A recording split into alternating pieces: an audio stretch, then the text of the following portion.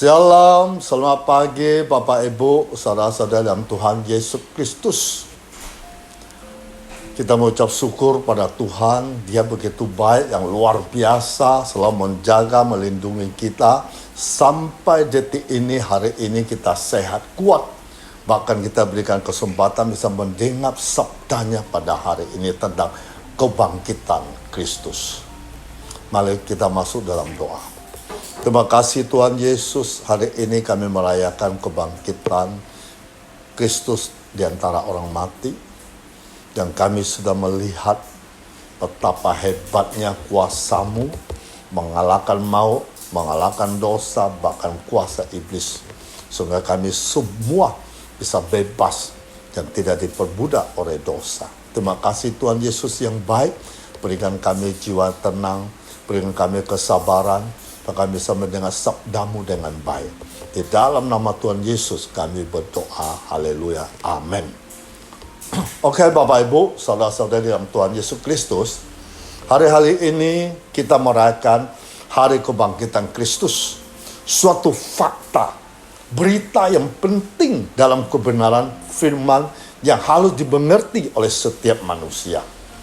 Sebab misi Yesus ke dunia bukan hanya untuk lahir dan menjadi manusia, tetapi berlanjut pada penebusan dengan kematiannya di atas kayu salib dan kebangkitannya untuk mengalahkan dosa dan maut, bahkan termasuk juga segala pergumulan hidup orang percaya kepada Dia.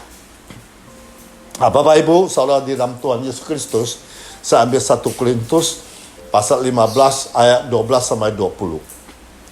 Jadi bila mana kami beritakan bahwa Kristus dibangkitkan di antara orang mati, bagaimana mungkin ada di antara kamu mengatakan bahwa tidak ada kebangkitan orang mati?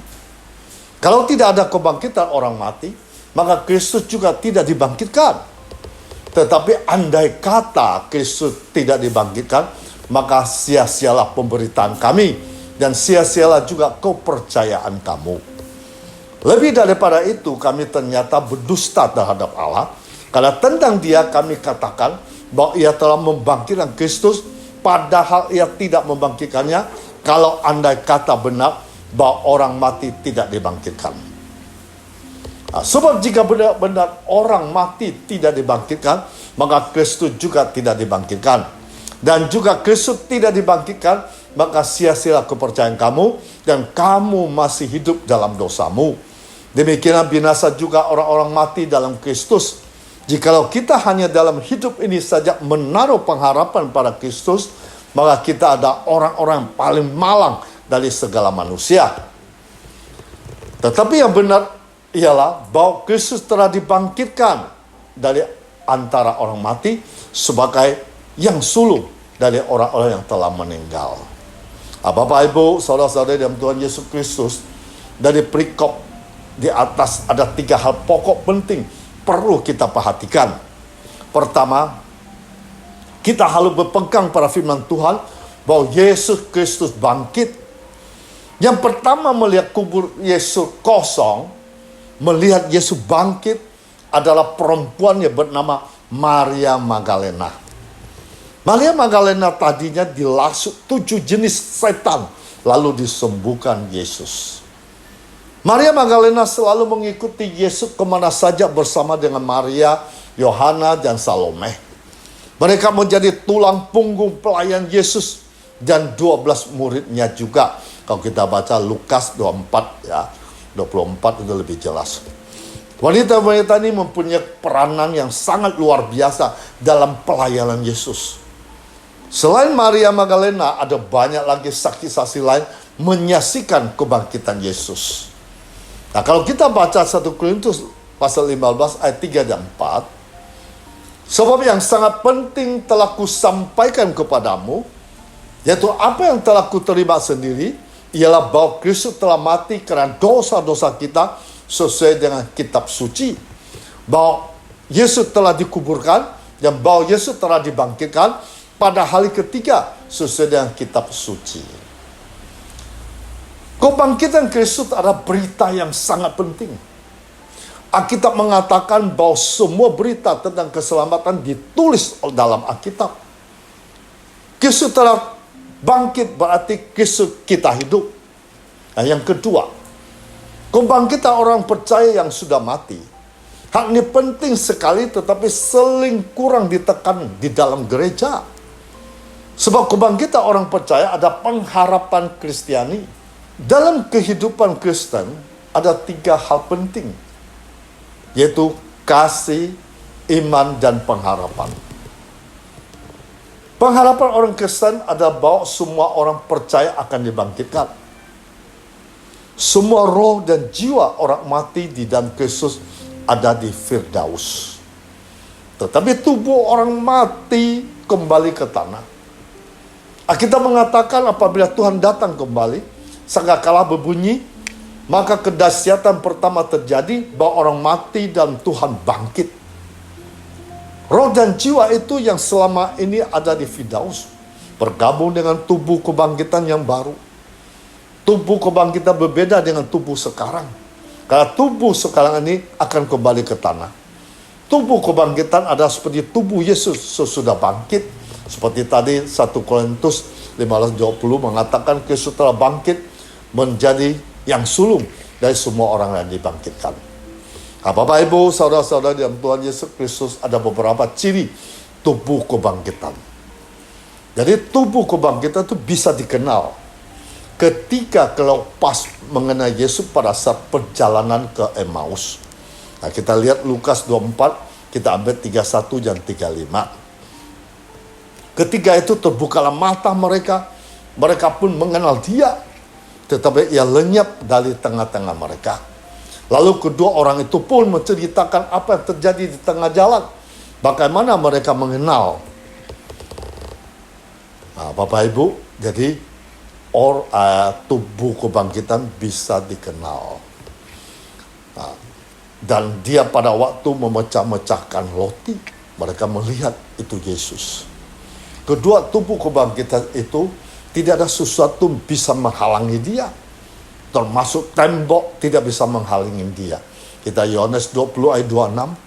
8 hari kemudian murid-murid Yesus berada kembali dalam rumah itu dan Thomas bersama-sama dengan mereka.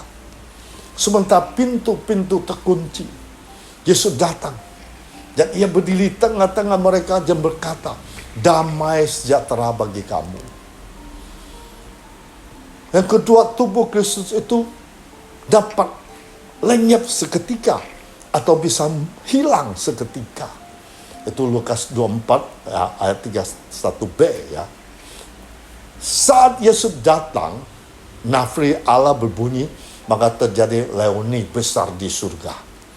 Oleh sebab itu pengharapan kita bukan sekedar di dunia ini, tetapi pengharapan kita jauh sekali sampai ke kebangkitan orang percaya. Nah, perikop yang ketiga adalah kalau Kristus tidak bangkit, maka sia-sialah kepercayaan dan iman kita. Iman kita sangat berguna. Kita lihat Ibrani 11 ayat 6. Tetapi tanpa iman tidak mungkin orang berkenan kepada Allah. Sebab barang siapa berpaling kepada Allah, ia harus percaya bahwa Allah ada dan bahwa Allah memberi upah kepada orang yang sungguh-sungguh mencari Dia. Iman sangat perlu dalam hidup kekristenan. Iman tanpa perbuatan adalah mati dan nol. Biar kecil, sebesar biji sesawi, tapi kalau bertumbuh dapat menjadi pohon yang besar. Jaga iman kita. Iman membuat kehidupan Kristen tidak malang yang tidak sia-sia. Iman kita hidup dan luar biasa. Iman dapat dipergunakan setiap hari. Yesus telah bangkit. Iman kita hidup dan berkuasa. Jadi kebangkitan Kristus ada kemenangan Kristiani. Maut telah dikalahkan, dosa ditaklukkan, penyakit disembuhkan. Nah, kita lihat Kolose 2 ayat 15. Ia telah meluncuti pemerintah-pemerintah dan penguasa-penguasa, menjadikan mereka tontonan umum dalam kemenangan atas mereka. Yesus disalib, tetapi kemudian Yesus mengalahkan semua penguasa-penguasa iblis, dijadikan tontonan dalam peradai kemenangannya. Dalam kebangkitan Kristus kita berada dalam barisan pada kemenangan jenderal kita, Yesus Kristus. Nah, Ibrani pasal 4 ayat 14. Karena kita sekarang mempunyai imam besar agung yang telah melintasi seluruh langit, yaitu Yesus anak Allah. Bila kita berpegang teguh pada pengakuan iman kita. Dari firman Tuhan Ibrani pasal 4 ayat 14, kita akan membahas tentang dua elemen penting dalam kehidupan orang Kristen yang percaya kematian dan kebangkitan Yesus. Yang pertama, konfirmasi tentang Yesus telah bangkit. Kematian dan kebangkitan Yesus sebenarnya mencerminkan iman kita kepada Kristus. Yang menjadi landasan dalam kehidupan orang Kristen adalah melalui 6 peristiwa tercatat di dalam Alkitab dijalankan oleh Yesus. Yaitu pertama, kelahiran, kedua disalibkan, 3 kematian, 4 kebangkitan, 5 kenaikan surga, dan 6 datang kembali kedua kali. Bapak Ibu saudara-saudari dalam Tuhan Yesus Kristus, kelima kejadian di atas telah terjadi. Di saat ini kita sedang menantikan kejadian yang ke-6 terjadi, yaitu kedatangan Yesus yang kedua kali. Saat ini kita merayakan kematian dan kebangkitan Yesus Kristus. Melalui peristiwa itu manusia percaya bahwa Yesus mati di kayu salib. Tapi yang harus kita sadari, ada Yesus tidak mati, tetapi roh Yesus masih hidup, bangkit pada hari ketiga. Oleh karena itu kita harus mengaku percaya bahwa Yesus adalah Tuhan hidup, memberi keselamatan. Kita baca Roma 10 ayat 9. Sebab jika kamu mengaku dengan mulutmu bahwa Yesus adalah Tuhan, percaya dalam hatimu bahwa Allah telah membangkitkan dia di antara orang mati, maka kamu akan diselamatkan. Dari firman Roma pasal 10 ayat 9 ini, kita diajarkan untuk mengaku dengan mulut, percaya dalam hati bahwa Allah telah membangkitkan Yesus di antara orang mati, maka kita akan diselamatkan. Karena yang menjamin hidup kita terselamatkan adalah di saat mulut kita mengaku, hati kita percaya bahwa Allah telah membangkitkan Yesus di antara orang mati. Yang kedua, hidup menghadapi kenyataan hidup. Sebagai orang Kristen kita percaya, beriman kepada Tuhan. Tetapi harus disadari adalah kita masih akan menghadapi kenyataan hidup. Terkadang iman kita mudah terkoyakkan di saat menghadapi kenyataan hidup. Fakta hidup sering kita hadapi adalah dikhianati, ditipu orang terdekat, mengalami hal buruk. Hal yang harus kita pahami dan sadari ketika menghadapi kenyataan hidup ini, agar iman kita tetap kuat. Agar iman kita tetap kuat, pertama, penyataan Tuhan yang sempurna. Kalau kita percaya mengaku penyataan Tuhan yang sempurna. Di masa sulit dalam menjalani hidup, kita tetap memahami bahwa Tuhan masih menyertai hidup kita. Dan Tuhan berjanji akan tetap menemani hidup kita hingga akhir zaman. Kedua, menghadapi kenyataan hidup, kita harus punya pengharapan hanya kepada Tuhan. Di saat kita meyakini adanya penyataan Tuhan dalam kehidupan kita, maka kita akan memiliki pengharapan kepada Tuhan. Karena orang beriman pasti akan memiliki pengharapan yang besar kepada Tuhan.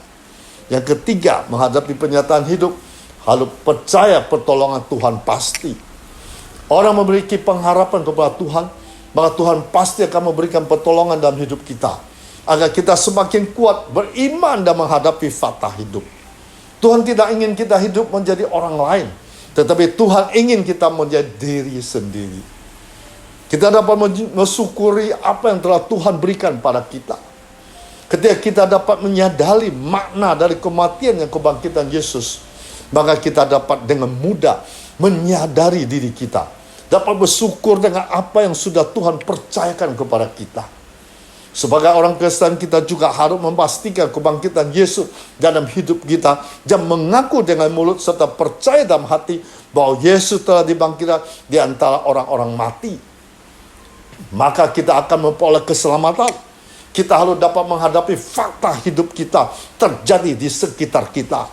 Dengan memiliki iman yang kuat, kita mudah menghadapi kenyataan hidup. Karena kita menyadari ada pernyataan Tuhan dalam hidup kita. kita memiliki pengharapan kepada Tuhan, pertolongan Tuhan pasti terjadi dalam hidup kita. Bapak Ibu, saudara dikasih Tuhan.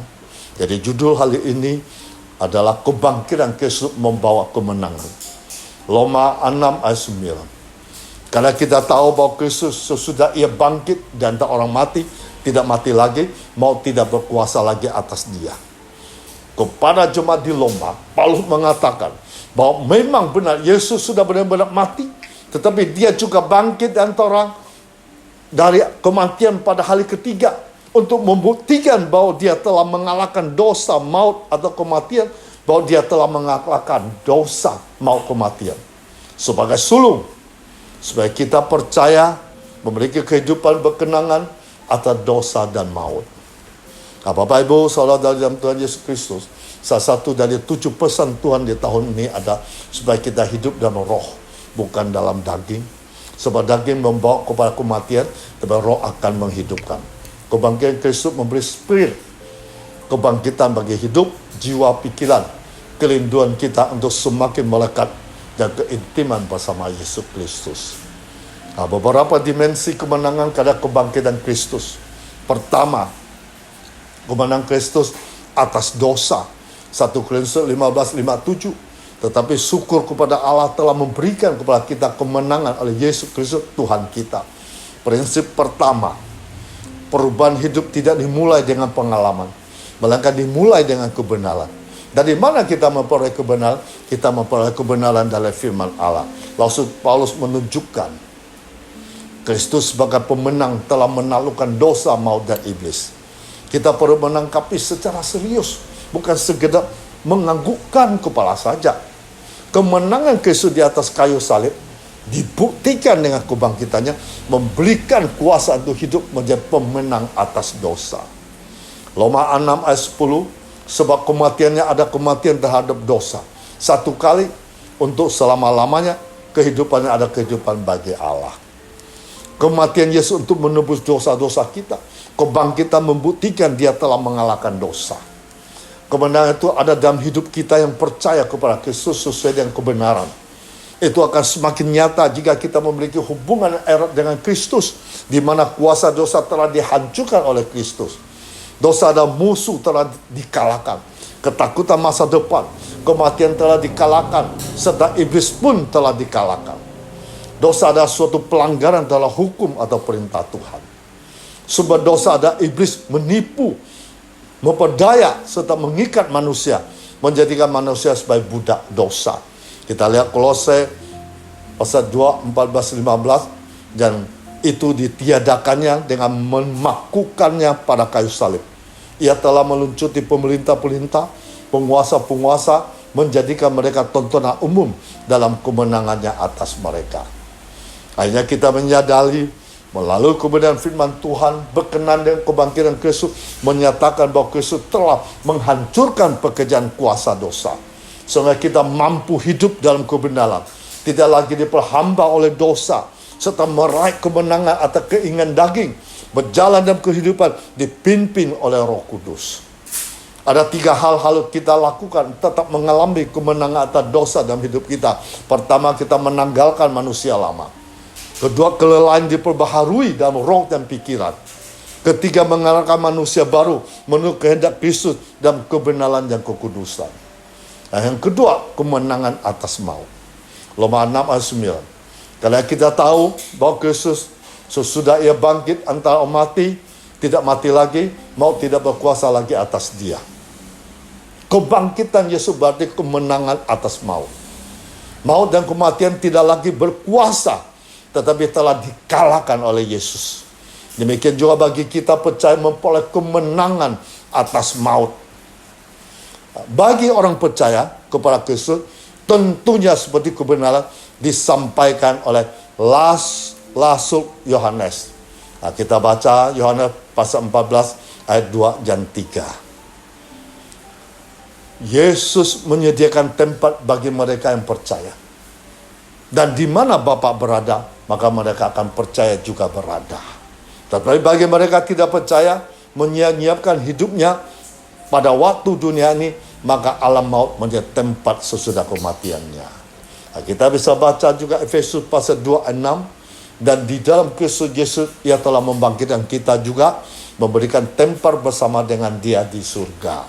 Kalau 1 Korintus 15 ayat 55. Hai maut, di manakah kemenanganmu? Hai maut, di manakah sengatmu?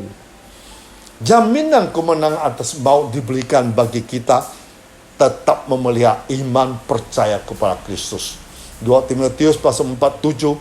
Rasul Paulus di tengah tekanan penderitaan dalam hidupnya tetap teguh memelihara imannya dan Kristus sampai dengan garis akhir. Yang ketiga, kemenangan atas kuasa setan. Roma 16 ayat 20. Semoga Allah sumber damai sejahtera segera akan menghancurkan iblis di bawah kakimu. Kasih karunia Yesus Tuhan kita menyertai kamu. Kebangkitan Kristus telah membuktikan bahwa Dia telah melucuti pekerjaan berkuasa kegelapan ditakluknya dengan kebangkitannya. Kebenaran ini memberikan kepada kita orang percaya suatu kuasa atas setan. Pencobaan, tipu daya, bujuk layu adalah sebagian dari perbuatan setan kepada manusia untuk menentang, memberontak kepada kebenaran firman Tuhan. Lukas 4 ayat 13. Sesudah iblis mengakhiri semua percobaan itu, ia mundur daripadanya menunggu waktu yang baik. Ayat ini merupakan ayat dari rangkaian pencobaan dilakukan iblis kepada Tuhan Yesus, yang Yesus telah menunjukkan dan membuktikan kemenangannya. Salah satu karya iblis adalah membawa kita ke dalam percobaan, membuat kita bertentangan dengan kehendak Allah.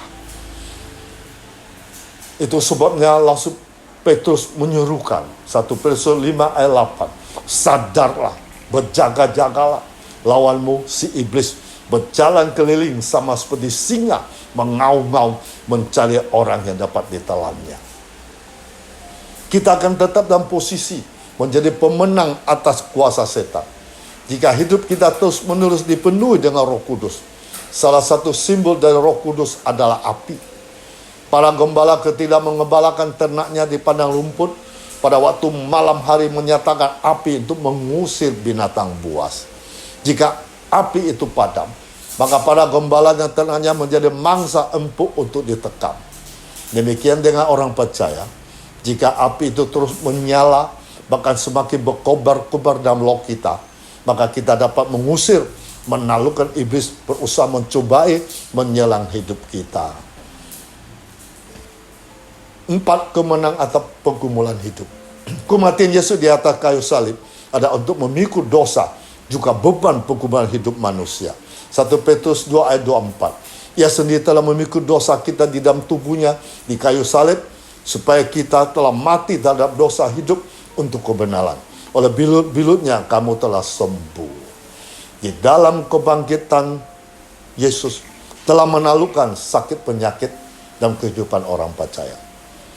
Salah satu pergumulan hidup manusia adalah penyakit. Suatu kondisi membuat manusia tidak bisa berbuat sesuatu yang maksimal dan efektif. Dalam kesempatan minggu kebangkitan ini kita percaya bahwa mujizat ada bagi kita. Milikilah iman yang kuat bahwa Yesus telah menanggung, menyembuhkan segala penyakit kita, maka kesembuhan terjadi. Pergumulan hidup kita telah ditanggungnya di dalam kematiannya. Apapun persoalan terjadi, bersama Yesus pasti ada jalan keluarnya, ada solusinya, bahkan ada kemenangan yang diberikannya. Yesus Kristus sudah bangkit dari kematian. Yesus telah menang atas maut. Maka hal ini berdampak bagi kita percaya kepada Kristus, bahwa kita pun juga mengalami kemenangan bersama dengan Dia dalam hidup kita.